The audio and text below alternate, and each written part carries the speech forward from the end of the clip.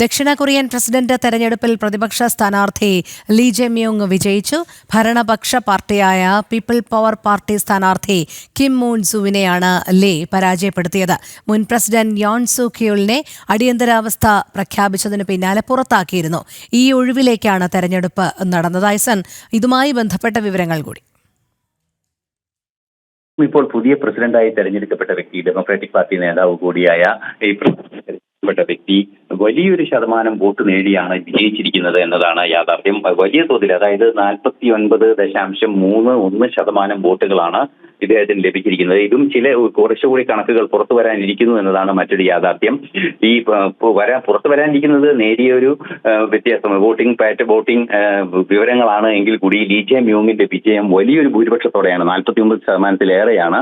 തൊട്ടടുത്ത people's power party, അല്ലെങ്കിൽ നേരത്തെ ഭരണകക്ഷിയായിരുന്ന യൂൺ സു ക്യൂളിന്റെ പാർട്ടിയായ പീപ്പിൾ പവർ പാർട്ടി എന്ന് പറയുന്ന സംവിധാനം വലിയ നേട്ടങ്ങളൊന്നും ഉണ്ടാക്കാതെ പോകേണ്ട ഒരു സാഹചര്യമുണ്ടായി. മൂന്നാമതൊരു പാർട്ടി കൂടി തെരഞ്ഞെടുപ്പിലുണ്ട് എന്നത് മറ്റൊരു യാഥാർത്ഥ്യമാണ്. എങ്കിൽ കൂടി 49%-50%, 50%-അടുത്ത് വോട്ട് നേടാൻ ഈ നിലവിലെ പ്രസിഡന്റ് സ്ഥാനാർത്ഥിയായി വിജയിച്ച ലീ ജെ മ്യൂങ്ങിന് സാധിച്ചു എന്നതാണ് ഏറെ പ്രാധാന്യത്തോടെ നോക്കിക്കാണേണ്ടത്. നമുക്കറിയാവുന്നതാണ്, ദക്ഷിണ കൊറിയയുടെ ഒരു ചരിത്രം ഉണ്ടായിരുന്നു.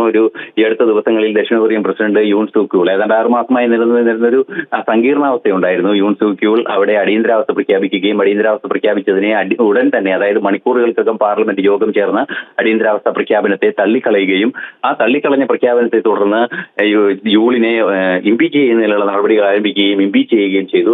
അതിനുശേഷമാണ് ഈ ഒരു തെരഞ്ഞെടുപ്പിലേക്ക് കാര്യങ്ങൾ ചെന്നെത്തുന്നത്. ഇന്നലെ തന്നെ തെരഞ്ഞെടുപ്പിൽ വളരെ കൃത്യമായി ഭരണപക്ഷത്തിന് വലിയ തിരിച്ചടി ഉണ്ടാകുമെന്ന റിപ്പോർട്ടുകൾ പുറത്തു വരികയും ചെയ്തിരുന്നു. നിലവിലെ സാഹചര്യത്തിൽ ശക്തമായ ഒരു തിരിച്ചടി ഭരണപക്ഷത്തിന് ഉണ്ടായിരിക്കുന്നു. അത് അടിയന്തരാവസ്ഥ പ്രഖ്യാപനം ഉൾപ്പെടെയുള്ള വിഷയങ്ങൾ പ്രതികൂലമായി ഭവിച്ചിരിക്കുന്നു എന്ന് തന്നെയാണ് മനസ്സിലാക്കാൻ സാധിക്കുന്നത്. വ്യക്തമായൊരു വിജയം പ്രതിപക്ഷ പാർട്ടിയായ ഡെമോക്രാറ്റിക് പാർട്ടി നേടിയിരിക്കുന്നു എന്നതുമാണ് ഏറെ പ്രാധാന്യത്തോടെ നോക്കിക്കാണേണ്ടത്. ശരി, ഐസൻ ജോസാണ് വിവരങ്ങൾ നൽകിയത്.